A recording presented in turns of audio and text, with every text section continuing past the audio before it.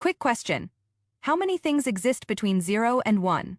If you said nothing, you just thought like every human being who ever lived for most of history, and you would have been completely catastrophically wrong, because 0, the number, the concept, the idea of nothing didn't always exist.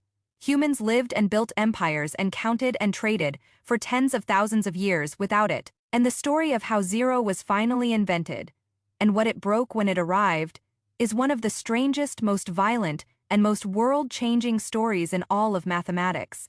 And once you know it, you'll never look at nothing the same way again. Let's start where all good number stories start. With counting. Humans learned to count things almost as soon as we became human. Food, animals, enemies, days. The earliest known tally stick is 43,000 years old, found in a cave in South Africa. Humans have been counting for longer than agriculture, longer than cities, longer than writing. But here's the thing. Nobody taught you in maths class. For almost all of that time, numbers were just tools for counting things that exist, and you can't count something that isn't there. The Babylonians got closest first. Around 300 BC, they had a number system based on 60, which is why we still have 60 seconds in a minute today, and they noticed a problem. How do you write 301 without accidentally writing 31? So they invented a placeholder, 2 small wedge marks. Not a number, just a gap filler. This is not 0. This is a parking space, not a car. They had a symbol for absence, but they never asked what absence itself means. The real invention of 0 happened in India. In 628 AD, a mathematician named Brahmagupta sat down and asked a question nobody had ever formally asked. What happens when you subtract a number from itself? 3 minus 3. 7 minus 7. 1,000 minus 1,000. There is something there, something specific, something consistent. That something needs a name, a symbol, a place in mathematics. Brahmagupta called it Shunya, Sanskrit for void, for emptiness, for sky. And then he did something that changed everything. He gave it rules. He said, any number plus 0 equals itself. Any number minus 0 equals itself. Great, simple, obvious. Then he got to multiplication. Any number multiplied by 0 equals 0. Anything, no matter how big, times nothing, collapses into nothing. 0 is the only number in existence with that kind of power. And then he got to division. What is 0 divided by 0? Brahmagupta said it equaled 0. He was wrong. But nobody knew it yet. Because dividing by 0 doesn't give you an answer. It breaks the rules of numbers entirely. 0 was invented in India, but the world didn't know yet. For 100 years, it stayed in Indian manuscripts. Then it reached the Islamic Golden Age, around 773 AD. An Indian mathematician visited the caliph's court in Baghdad and brought the Indian number system with him. The Islamic scholars were stunned. A mathematician called Al-Khwarizmi spent years studying it and wrote the book that spread it to the world. His name, Latinized, gave us the word algorithm. 0 had found its merchant. Eventually, 0 arrived in Europe, around 1000 AD.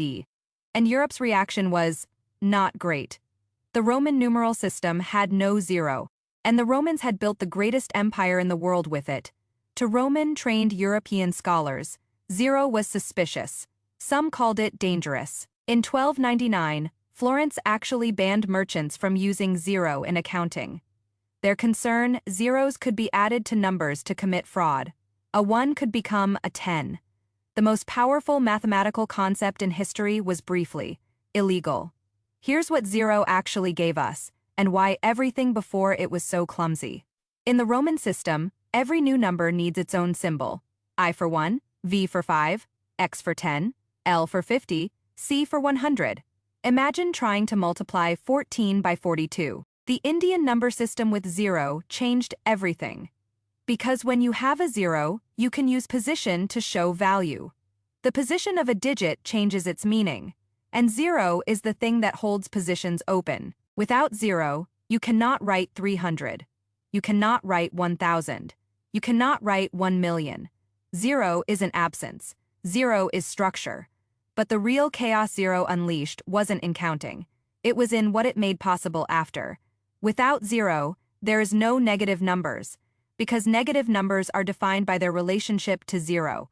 Without 0, there is no calculus. Newton and Leibniz both needed zero to invent it. Without calculus, no physics. Without physics, no engineering. Without engineering, no bridges, no planes, no skyscrapers.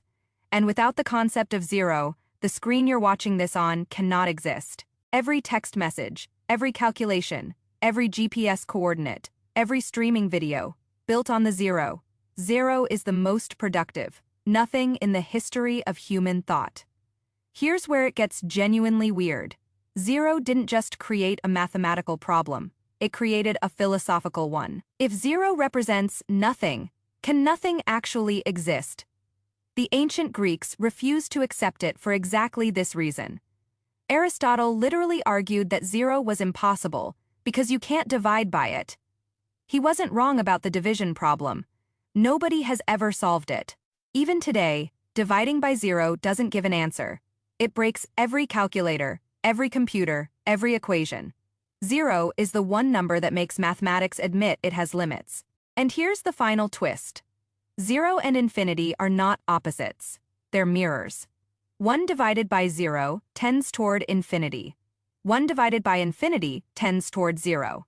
They define each other. You cannot fully understand one without the other. The number that represents nothing is mathematically linked to the concept that represents everything. Brahmagupta opened a door in 628 AD that mathematicians are still walking through. So let's come back to where we started. You're looking at the number 0 right now. And now you know. What you're looking at is the most fought, over most banned, most philosophically dangerous idea in the history of mathematics. A concept that wasn't obvious, that had to be invented by specific people, in a specific place, at a specific time, and almost didn't make it to us. Every time you type a password, board a plane, call someone, stream a song, you are using a technology built on the back of a number that didn't exist for 99% of human history. That's not just maths. That's the story of how one idea, in the right mind, at the right time, can restructure reality. Zero went from placeholder, to number, to philosophy, to the foundation of the digital age in that order. And we're still inside that story, still finding new places where dividing by zero breaks everything. Some mathematicians argue we should redefine division by zero entirely. Some physicists think zero might be the key to understanding the Big Bang. Some philosophers think zero is proof that humans can conceive of things that don't physically exist. However you feel about maths, at least now you know what you're actually dealing with. A 1400-year-old argument wearing a digital disguise. So, do you think zero was inevitable, or was it a miracle?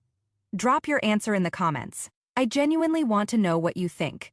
And if this made you see something you use every day in a completely different way, that's exactly what this channel is for. History isn't just old stuff, it's the reason everything around you exists. See you in the next one.